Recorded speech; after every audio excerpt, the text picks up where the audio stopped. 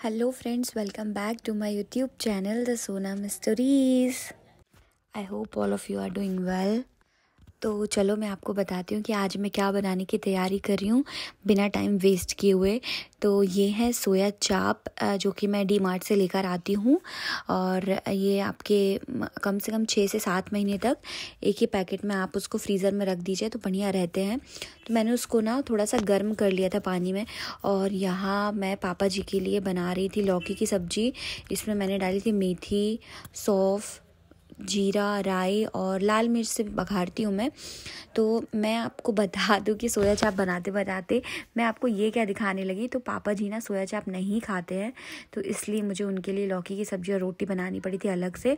तो मैंने सोचा लौकी की सब्ज़ी भी बना ही रहे हैं तो अपने तरीके से जो मैं बनाती हूँ वो भी मैं आपको दिखा दूँ।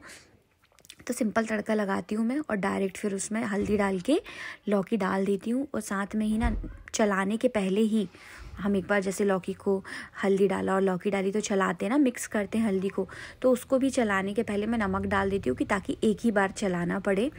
और मैंने पकने के लिए रख दी है लौकी की सब्ज़ी और यहाँ पर मैं काट रही हूँ सोया चाप को ना। पहले हम थोड़ा सा गर्म पानी में उसको बॉईल कर लें हल्का सा फॉर 3-4 मिनट्स, तो बहुत ही ज़्यादा स्मूथ हल्के से हो जाते हैं और आसानी से वो ना लकड़ी से अलग हो जाते हैं उसकी स्टिक से।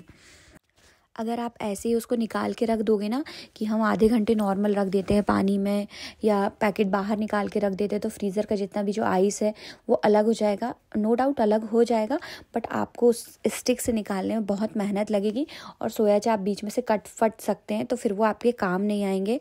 तो मैंने यहाँ पर पूरे अच्छे से काट के रख लिए हैं। और ये रहे बारबेक्यू स्क्यूअर्स जो कि मैंने ऑनलाइन मंगाए थे।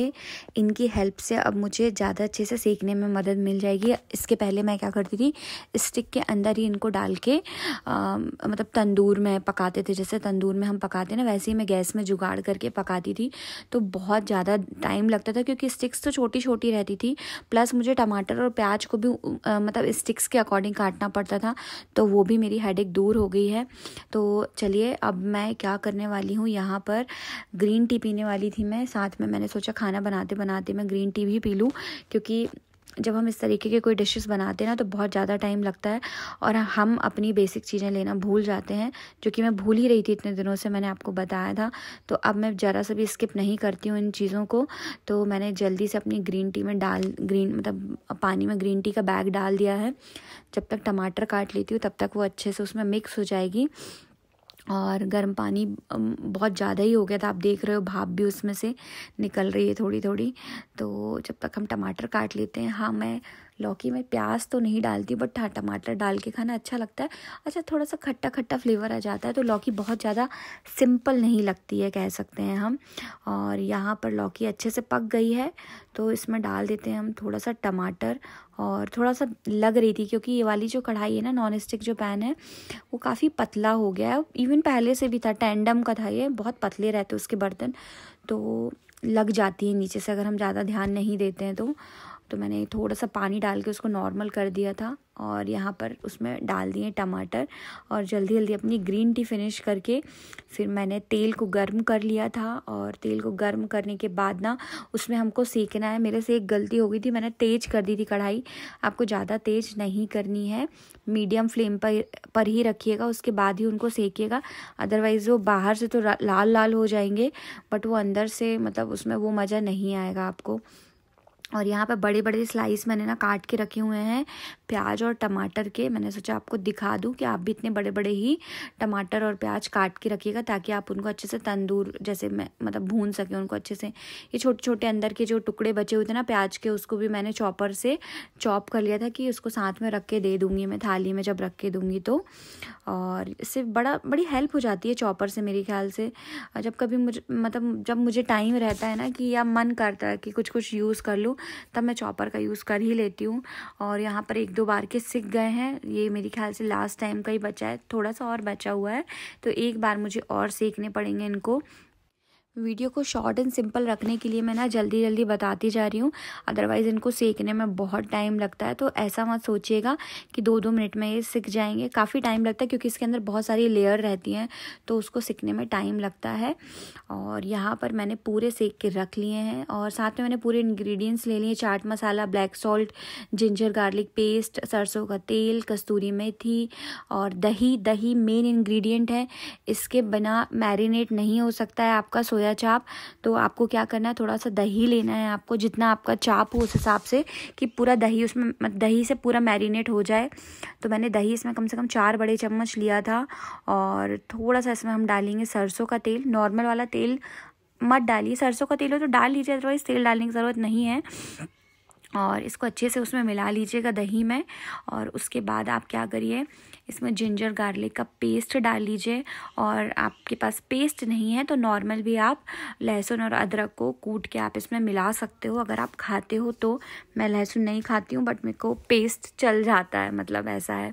फिर इसमें आप आपके बाकी के मसाले डाल सकते हो। थोड़ा सा हल्दी डाल दीजिए, थोड़ी सी बस, बाकी मिर्च और धनिया पाउडर और नमक मिला लीजिए। आप ज़्यादा नमक मत डालिएगा, बहुत मतलब जितना दही में हो उस हिसाब से ही डालिएगा, क्योंकि जब आप तंदूर में पका लेते हैं ना उसको एक बार, या गैस में पका लेते हैं, तो उसके बाद आप ऊपर से उसमें थोड़ा बहुत चाट मसाला छिड़कते ही हैं, तो ज़्यादा नमक हो जाएगा अगर आप दही में भी मिला देंगे और बाद में पकने के बाद भी मिलाएंगे। और यहाँ पर मैं कस्तूरी मेथी डाल रही थी, हाथ से क्रश करके डालें आप कस्तूरी मेथी को, तो बहुत अच्छी आ जाती है, छोटी छोटी बारीक बारीक भी हो जाती है। ऐसे ही सेम हम अजवाइन के साथ करते हैं, बट अजवाइन हमको इसमें डालनी नहीं है। और यहाँ पर मैंने थोड़ा सा डाला है ब्लैक सॉल्ट और चाट मसाला, थोड़ा थोड़ा डालेंगे, इसलिए मैंने नमक कम ही मिलाया था, क्योंकि मैं सोची थी हर प्रकार का यूज़ हो जाए उसमें। और अब मैंने इसमें डाल दिए टमाटर और प्याज के जो बड़े बड़े टुकड़े थे ना, वो मैंने इसमें डाल दिए हैं।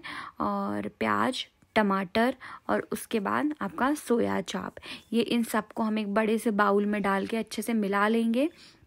और 2 चम्मच ले लीजिए या 2 झरिये ले लीजिए, जिससे भी आपको अच्छे से मिलाते बने वो मिला लीजिए। मिलाते मिलाते ना मुझे समझ में आया, आप लोग देख भी रहे होगे कि मैरिनेट करने के लिए दही बहुत कम सा लग रहा है, तो मैंने जो थोड़ा सा दही बचाया हुआ था ना, वो मैंने पूरा का पूरा दही लेकर इसमें मिला दिया था, कि क्या बचाना, क्योंकि जब तक मैरिनेट नहीं होगा ना तब तक वो उसको पकाने में मज़ा नहीं आएगा। सूखा सूखा सा रहेगा ना तो अच्छे से वो मैरिनेट नहीं होता है। अब मैंने दही डाला था तो मैंने मसाले भी थोड़े से बढ़ाए थे, इसमें गरम मसाला भी ऐड किया हुआ था। ऐसे करके ना मैंने 2 डिब्बों में सामान रखा हुआ है कि थोड़ा थोड़ा सामान मिल ही जाता है, फिर उसके लिए बड़े बड़े डिब्बे निकालने की मुझे ज़रूरत नहीं पड़ती। इसलिए एक स्टील का है मेरे पास मसालेदानी, और एक ये प्लास्टिक का, ये वाला जो मैं विशाल से लेके आई थी, काफ़ी बड़ा मिल गया था मुझे, क्योंकि स्टील वाले के ना छोटे छोटे से डिब्बे थे, जल्दी जल्दी खर्च हो जाता था, नमक और मिर्च मसाला वगैरह बार बार भरना पड़ता था। तो बातों बातों में पूरा मैरिनेट कर लिया मैंने उसको, और 15 मिनट के लिए ढक के रख दिया था। अब 15 मिनट के बाद मैंने उसको निकाला है, और बारबेक्यू स्टिक में ही मैं उनको फंसा रही हूँ। तो आप प्याज, टमाटर, सोया चाप अपने हिसाब से बीच बीच में उसको फंसाते रहिए। और प्याज टमाटर भी रखिए ज़्यादा, क्योंकि आप पीसेस तो 4 या 5 ही फंसा सकते हो, टमाटर प्याज रखिए क्योंकि उसको साथ में खाने में आपको अच्छा लगेगा। शिमला मिर्च हो आपके पास तो आप शिमला मिर्च भी उसमें ऐड कर सकते हो, उसका फ्लेवर भी बहुत अच्छा लगता है। मेरे पास शिमला मिर्च नहीं थी, अदरवाइज़ मैं उसको भी ऐड ज़रूर करती। ये सब ना मेरे हस्बैंड की फरमाइश पे करना पड़ता है, क्योंकि जब जब फ्रीज़र खोलते थे तो बोलते थे हाँ एक काम करते हैं, कल इसको ना फेंक देना हाँ एक काम करना, कल इसको डस्टबिन में डाल देना। तो मैंने सुन सुन के तो बेशरम तो हो ही गई थी, बट उन्होंने क्या किया, उन्होंने एकदम से निकाल के रख दिया कि आज मुझे कुछ नहीं खाना है, आज मुझे यही खाना है, बना के दे सकती तो यही बना के दें। तो फिर मैंने तुरंत तुरंत दही बुलवाया, सब कुछ किया। अब जब वो हमारा इतना ख्याल रखते तो हमको भी उनकी पसंद का ख्याल ज़रूर रखना पड़ता है। तो यहाँ पर मैंने बारबेक्यू स्टिक में, एक बार में 2 बारबेक्यू स्टिक ही अच्छे से गैस में हो पाती हैं, तो उसका जुगाड़ भी मैं आपको बताती हूँ। जिन्होंने मेरा पुराना वीडियो देखा है ना, तो उन्होंने देखा होगा कि मैंने कैसे गैस में ही जुगाड़ करके इसको सेक लिया था, और क्या प्रिकॉशन रखनी, क्या तैयारी करनी है, वो भी मैं आपको आगे आने वाली वीडियो में बताऊंगी कि आप कैसे घर में ही, मतलब क्योंकि तंदूर का पूरा फ्लेवर तो आ नहीं सकता ना, कि कोयले वगैरह का जो फ्लेवर आता है वो तो नहीं आ सकता। हाँ, बट जो आग से सिकने वाला जो फ्लेवर है वो आप घर में ही यूज़ कर सकते हो with the help of your gas. मैंने ना बीच में जबलपुर में भी हमारे यहाँ पे एक अमृतसरी करके कोई सी शॉप है, वहाँ पे खुला हुआ है, वहाँ पे भी टेस्ट किया था, वहाँ का भी बहुत अच्छा था। वहाँ पर तो जमाने भर के फ्लेवर थे, अचारी फ्लेवर, ये फ्लेवर, वो फ्लेवर, बट उसके बाद दोबारा गई नहीं क्योंकि वो बहुत ज़्यादा ही कॉस्टली है। जब आप उसमें सोया चाप के पीसेस देखेंगे ना तो उसमें 5 या 6 या मेरे ख्याल से 7 पीसेस रहते हैं और 200 250 रुपये का वो सोया चाप हमको ऑर्डर करते हैं। तो इससे अच्छा जब हमको बनाते आता है और यूट्यूब में सारी चीज़ें अवेलेबल रहती ही हैं तो क्यों फालतू का पैसा वेस्ट करना। कभी कभार चलता है बट नॉट एवरी टाइम हम स्पेंड करना चाहते हैं। मैं तो थोड़ा बहुत बचा के ही चलती हूँ कि मेरा प्लास्टिक उद्योग चलता रहना चाहिए, भले ही बाहर खाने पीने में कमी आ जाए। तो यहाँ पर मैंने स्टार्टिंग में 3 बारबेक्यू स्टिक्स में पूरा मटेरियल ऐड कर लिया है। अब मैं आपको बताऊँगी कि आपको गैस में कैसे इसको व्यवस्थित करना है और कैसे इसको भूंजना है। तो आप सबसे पहले ना एक बड़ा सा फॉइल पेपर ले लीजिएगा, आप किस गैस के साइज़ का, बर्नर के साइज़ का अच्छे से। और उसके बाद हमको क्या करना है, आपका जो ऊपर का जो स्टैंड होता है ना उसको रखना है। तो उसके लिए आपको छेद करने पड़ेंगे, तब वो जाके उसमें ऐड होगा। या आप छेद नहीं भी करेंगे ना तो भी आप उसको ज़ोर से आप स्टक कर देंगे तो वो लग जाएगा। तो मैं पहले कोशिश करी थी बारबेक्यू स्टिक से, बट बहुत ज़्यादा मतलब मुझे जतन करने पड़ रहे थे इस बार।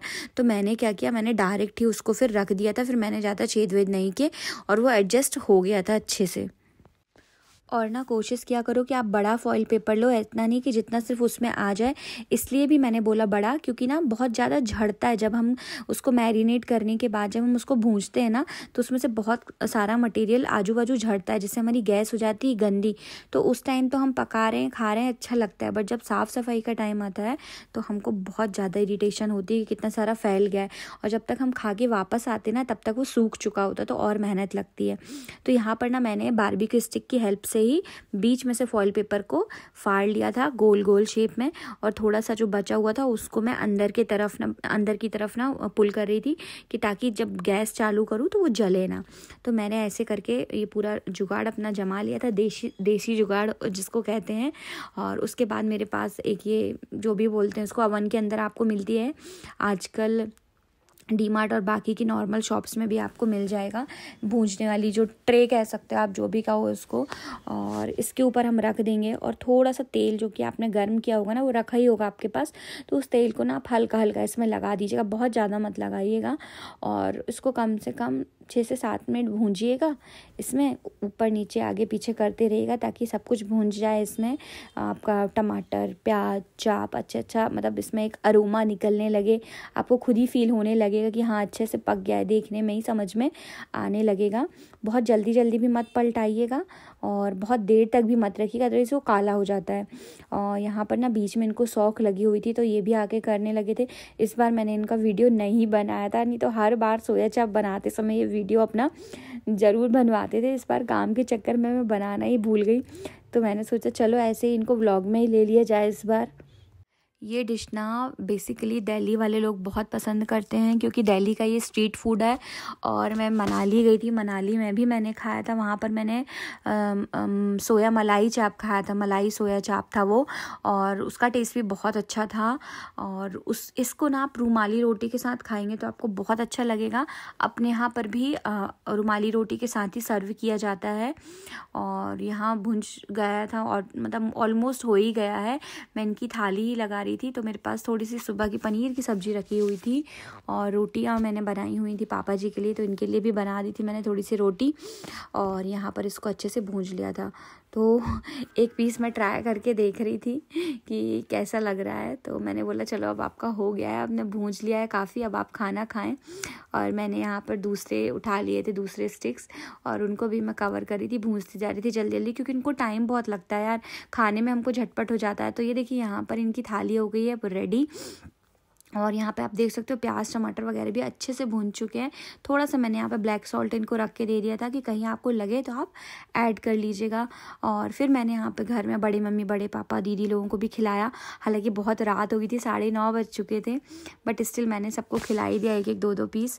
और लास्ट में फिर मैंने अपने लिए भी 2 स्टिक्स के मैंने खाए थे क्योंकि मुझे भी सोया चाप बहुत पसंद है। मेरे ना 2 बिहारी फ्रेंड थे, उन्होंने मुझे एक बार दिल्ली में खिलाया था, तब से मुझे बहुत पसंद है।